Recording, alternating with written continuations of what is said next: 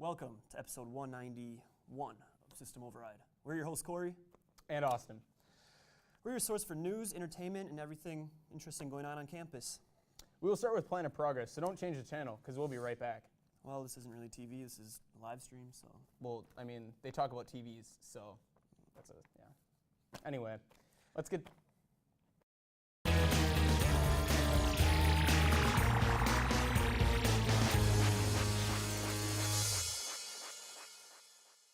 Hello and welcome to another episode of Planet Progress. I am your host Drew Greaves, and today we'll be taking a look at another piece of technology that most of us cannot go a day without, that being the television.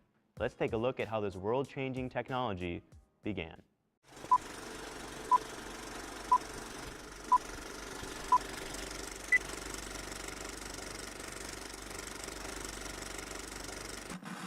The first mechanical television was displayed by John Logie Baird and Charles Francis Jenkins. Their invention used a series of holes in a particular pattern to display images that were printed around the outside of a disc. Then in 1927, Philo Taylor Farnsworth, a 21-year-old inventor who had not even had electricity till he was 14 years old, presented the first electronic television in San Francisco. Farnsworth's invention featured a system that could capture moving images and display them through a beam of electrons. This was the first real ancestor to the televisions that we have today. TVs really started to take off when the major radio corporation, RCA, invested $50 million into the development of their own electronic television. 1939 was when their product hit the market, featuring 5x12 picture tubes and even had its own broadcasting programs. The television kept improving from there, with the addition of color in the 1950s, and the addition of HD TV in the early 2000s. Now let's take a look at where televisions are today.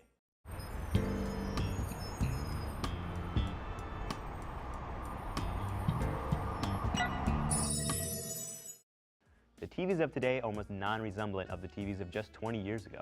The screens have gotten flatter, the pixels have increased, and some are even connected to the internet. Just about any new TV you buy today is a smart TV, meaning it's able to connect to the internet. So that allows you to stream content and even surf the World Wide Web. Many televisions of today have 4K resolution, allowing the images displayed to look even more realistic. The electronics company Sharp even sells an 8K TV that when it first debuted in 2015 sold for $133,000. And Samsung has their Curve TV that allows for a more natural viewing experience due to the spherical shape of our eyes and our peripheral vision. Now let's see where this technology is heading.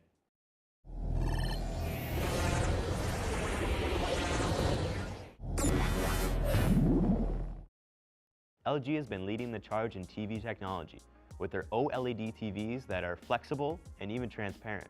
8K TVs will no longer be a thing of luxury, with LG and Samsung both releasing 8K options in the coming years. There's no denying that this tech is changing from day to day. This has been the Planet Progress on the television. I'm your host Drew Greaves, and I'll see you next time.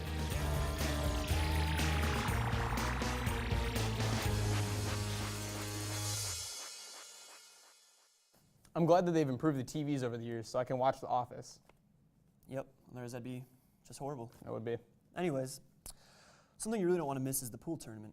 When is that taking place? It'll be tomorrow from 11:30 to 12:45 in the Den. There'll be cash prizes for the top 3 places. And if you want a chance to win some cash, make sure to sign up at the Student Involvement Office prior to the tournament. And you also don't want to miss our next segment.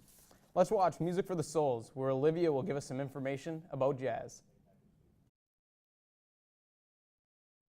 Blues and jazz music is such a huge part of African American history. It proves that through the toughest times, people can come out stronger on the other side. Welcome to Music for the Soul.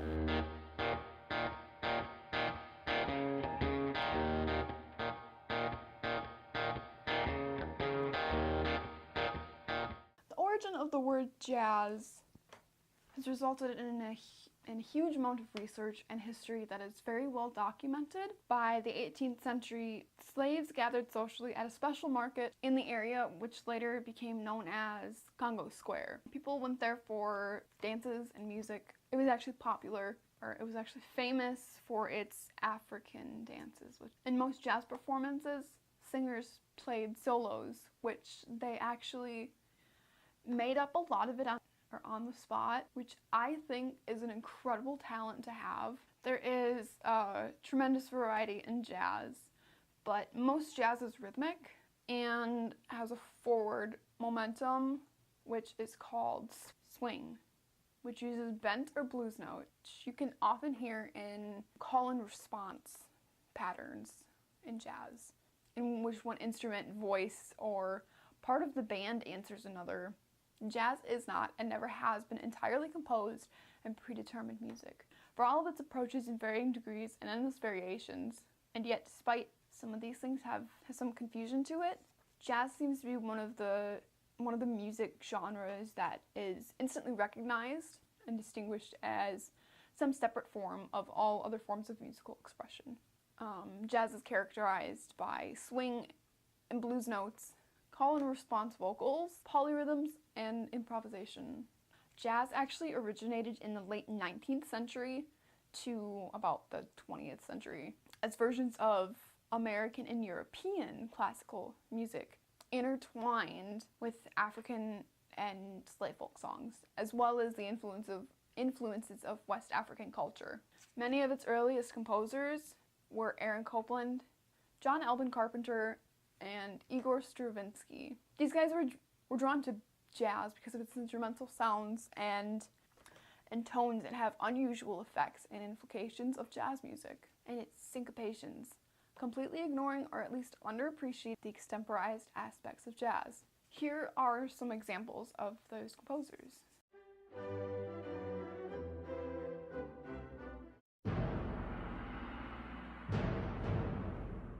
Its composition and style has changed so many times throughout the years with the performer's personal interpretation and their ability for improvisation. But actually, that's all I have for you this episode. Thank you for tuning in to this week's episode of Music for the Soul.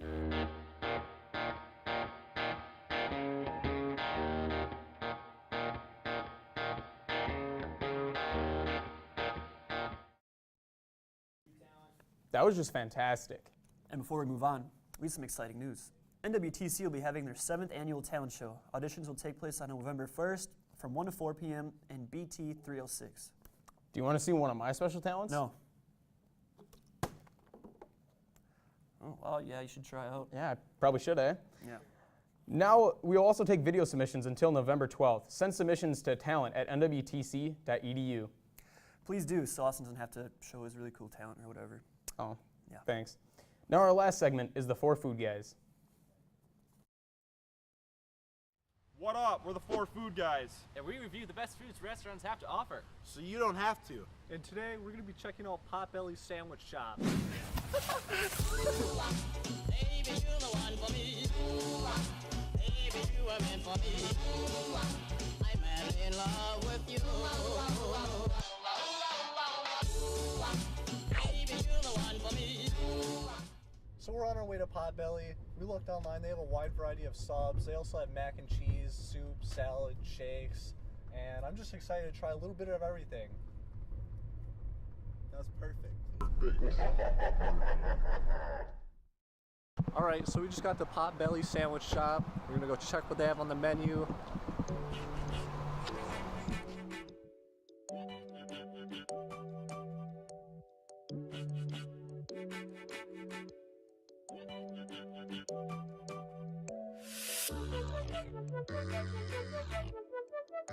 Yeah, I took a picture of a burger and it went viral.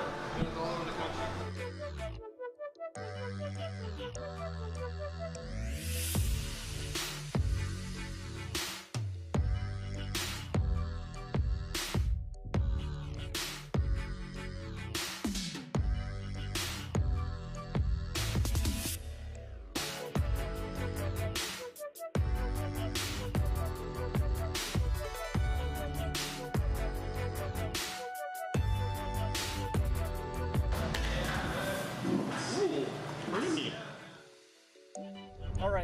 finished eating at Potbelly. Our bellies are full and we're ready to go. We'll see you in the review.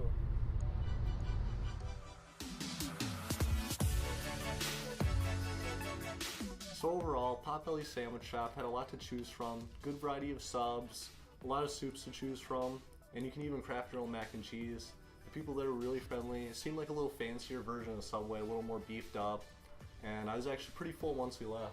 Dude, I was full too. Yeah? Oh, yeah. Okay, how about Matt? What would you rate Potbelly Sandwich Shop? I would have to rate Potbelly's like 3 out of 4 food guys because, like, again, price. Price doesn't lie. Price does not lie. Hey, we only paid like I only paid like $10 for a meal, and I mean I was full. I got a great sandwich. It was like, I love warm sandwiches. That's what they gave me. I was happy. Yeah. Great warm sandwich, great price. 3 out of 4. I think it was a great place to go to. Well, Joe, what would you have to rate our Potbelly Give Sandwich? it a 4 because this is probably like the 12th time I've been there. I Oh, always okay. enjoy going there. It's always good and always satisfied when I leave. All right. Quincy?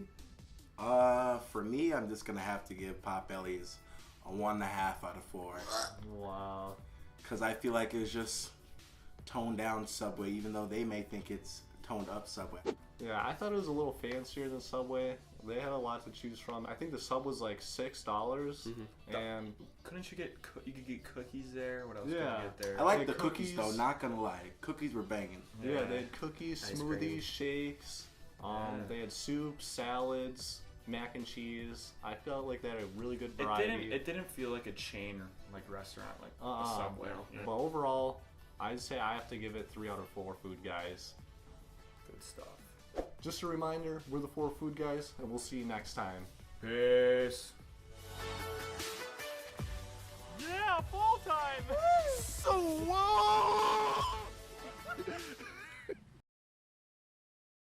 Well, that's a lot to choose from, but I think I'd be building my own mac and cheese. How about you? Well, that's all the time we have for today. Tune in next time, same place, same time. We're your hosts, Corey. What's my name? It's right there. Oh, right there. And I'm Austin.